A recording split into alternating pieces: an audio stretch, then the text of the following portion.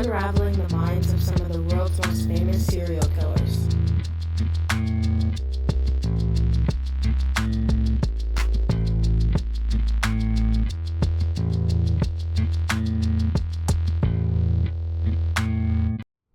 Hi everyone, welcome back to Killer Instinct. If you're new here, I'm your host, Avery Smith, and in today's episode, we will be focusing on John Wayne Gacy, aka the Killer Clown.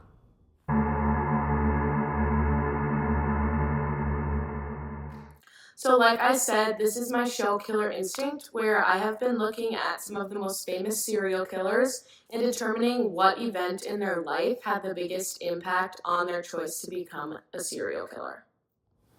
This is the third episode of my show. If you haven't seen the first two episodes, go check them out on the YouTube channel, JHS Creative Communications. The first one was on Ted Bundy, and the second one was on Jeffrey Dahmer. And like I stated, this third episode will be on John Wayne Gacy. So let's begin.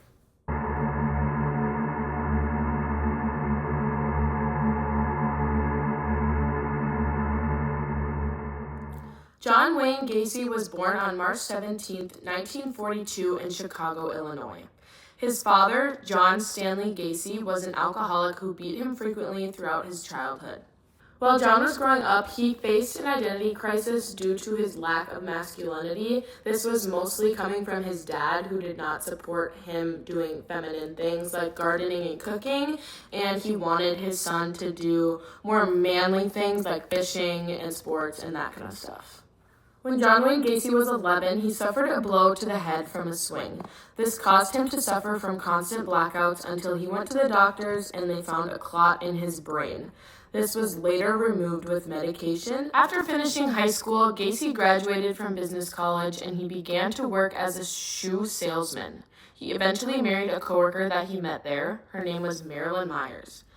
Marilyn's family owned a KFC in Waterloo, Iowa, so that's where they moved, and he became a manager. But shortly after, they were divorced in 1969.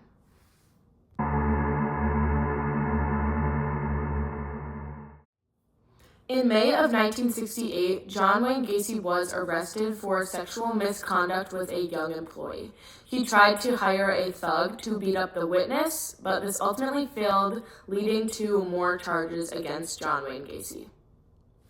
John pleaded guilty and was sentenced to 10 years in prison, but he was paroled in 1970 after serving only 18 months.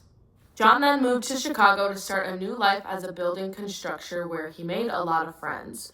He would also dress up as Pogo the Clown and do shows at little kids' birthday parties or charity events. In 1971, he was again charged with sexual misconduct against another young male, but when the witness didn't show up to court, the case was dropped.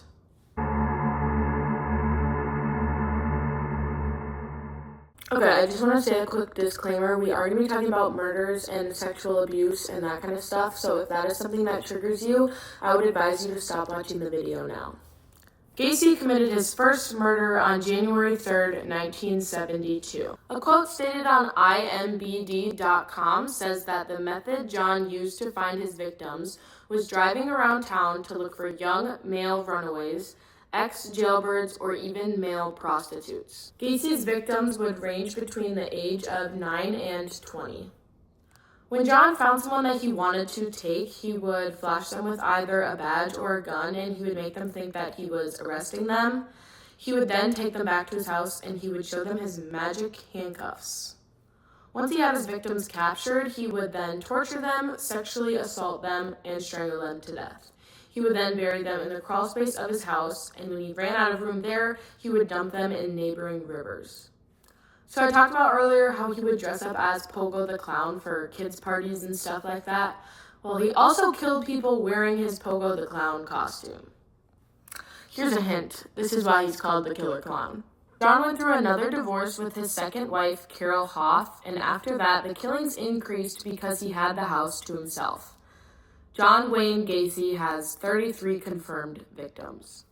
It's time to answer the most important question. Why would he do this?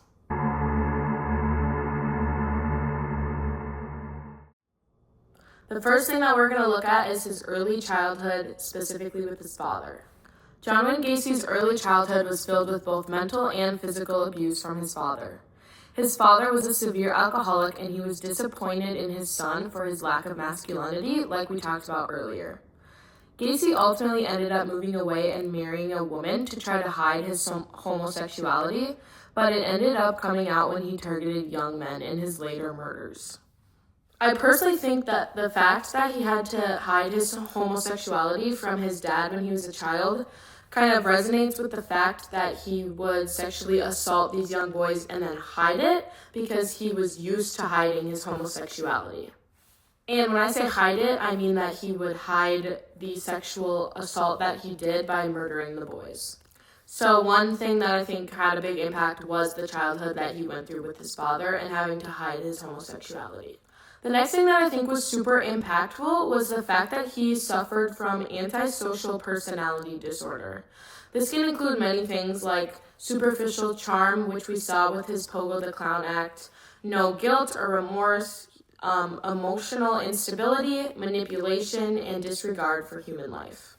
I found this quote on a criminological dissection of Pogo the Clown paper done by Oswego EDU, and it says that he discussed his murders without emotional sentiment, which falls right into the category of the antisocial personality disorder. Another thing that I want to talk about is frustration aggression hypothesis. Basically what this means is that because his father disapproved his sexuality, he bottled up all of his emotions deep down inside, and then he later took his anger out on his victims. So the abuse that he faced as a child, mixed with the disapproval of his sexuality from his father, and also his psychological exam, I do believe that these are the reasons that he became a serial killer.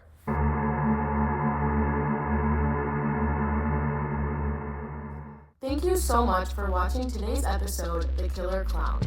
Please make sure to like this video and subscribe to the JHS Creative Communications YouTube channel.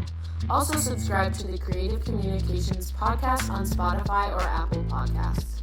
Comment down below if you have any guesses on who you think the next serial killer will be in episode 4. Thank you again for watching. This is Avery Smith on Killer Instinct.